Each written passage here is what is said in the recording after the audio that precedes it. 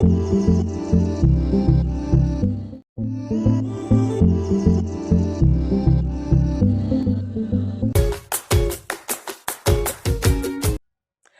Genius, कैसे हैं आप? उम्मीद है आप सब बहुत बढ़िया होंगे।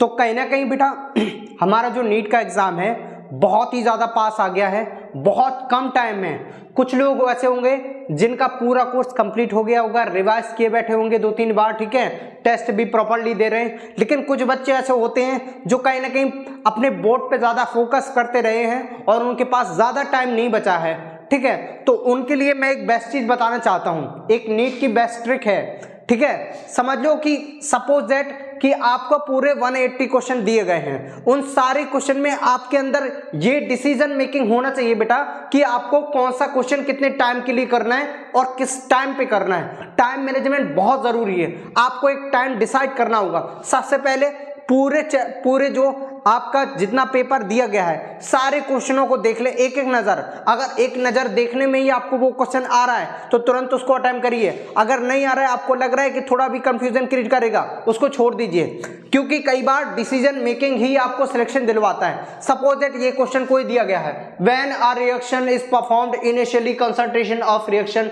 36 मोल पर litre inverse, after some times rate of reaction overcome increases 2 times, then find the how many time required for the equilibrium।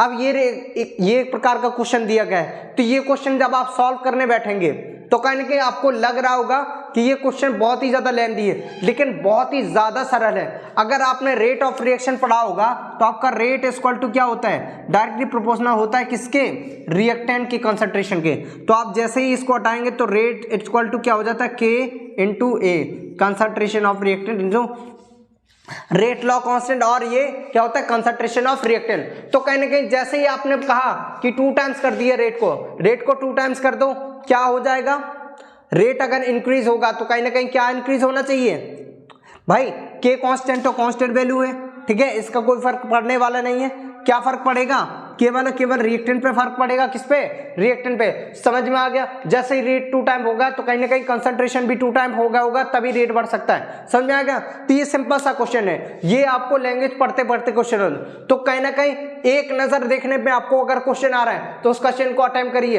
अगर नहीं आ रहा है तो उसको छोड़ दीजिए, अगले क्वेश्चन पे मूव करिए। हमेशा शुरुआत में आपको ये देखना है, सबसे ज्यादा जो नीट में प्रॉब्लम आती है वो टाइम मैनेजमेंट की आती है, किस टाइम पे आप कितना परफॉर्म कर पा रहे हो। तो सबसे पहले एक नजर में जो क्वेश्चन आपको बन रहा है वो सारे क्वेश्चन का डालिए, उसके बाद जो क्वेश्चन आपने स्किप किए हैं उसके बाद उसमें देखिए कि आप किस में कम टाइम में ज्यादा उस क्वेश्चन को सॉल्व कर पाते हैं। तो कहीं कि आपको पता होना चाहिए एक क्वेश्चन को सॉल्व करने के लिए आपको कितना टाइम लगेगा, तो उसी टाइम के अकॉर्डिंग बेटा काम करना है, ठीक है।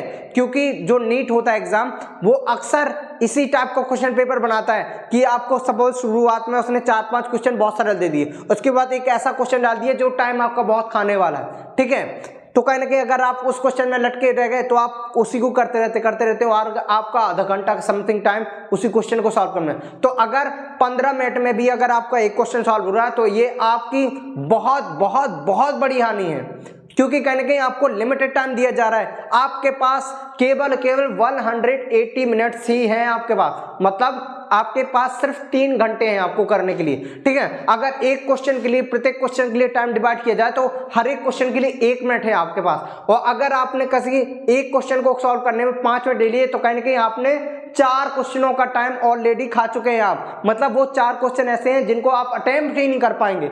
सोचिए, तो कम से कम जो आपके 180 क्वेश्चन है उस 180 क्वेश्चन में आपके 4 क्वेश्चन तो हट ही गए, वो आप अटेम्प्ट ही नहीं कर पाएंगे बेटा, ठीक है। तो कहीं ना कहीं ये नुकसान हो गया, आपको 4 नंबर मिले लेकिन आपके कितने नंबर कल चले गए उसकी भी तो हानि देखिए। आपके एक क्वेश्चन में 4 मार्क्स मिलने वाले हैं, लेकिन वो जो 4 क्वेश्चन आप अटेम्प्ट ही नहीं कर पाए उसके 4 जो नहीं 4 चौकों 16 नंबर ऐसे ही चले गए आप। तो 16 नंबर गवा के 4 नंबर प्राप्त भी कर लिए तो क्या होगा आपका, ऐसे सिलेक्शन होगा क्या बेटा। तो कहीं ना कहीं स्किप करना भी बहुत अच्छी क्वालिटी होती है, हर एक टाइम पे करेक्ट डिसीजन लेना एक बहुत अच्छी स्ट्रेटेजी होती है। तो कृपया करके इस चीज को जरूर ध्यान रखिए, ठीक है। ध्यान रखिए कि किसी भी क्वेश्चन में अगर आपको टाइम ज्यादा लग रहा है कि टाइम ज्यादा ले सकता है, स्किप कर दीजिए उस क्वेश्चन को, बाद में ये टाइम कर दिए, ठीक है। इसी तरीके से नए सजेशन एवं नए ट्रिक्स के लिए फोन करने के लिए जरूर हमें कॉन्टेक्ट करें और जरूर हमारे वीडियो जरूर देखते रहें। Thank you so much.